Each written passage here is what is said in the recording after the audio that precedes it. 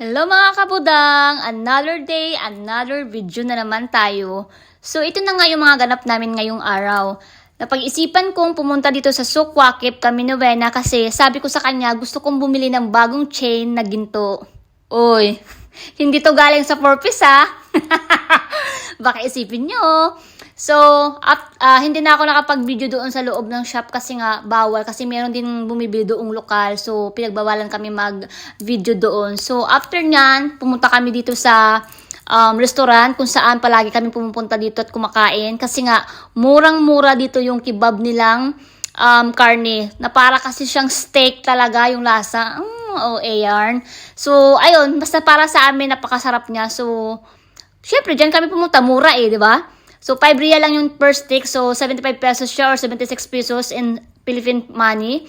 Tapos, after namin kumain, syempre, naglakad-lakad kami para matunawan sa aming kinain. At bumili na rin kami dyan ng mangga na hilaw kasi medyo mura yung mangga dyan.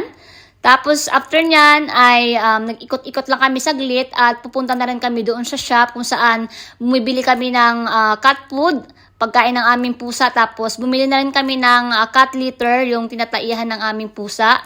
Tapos nyan, uuwi na kami. So, ayun lamang.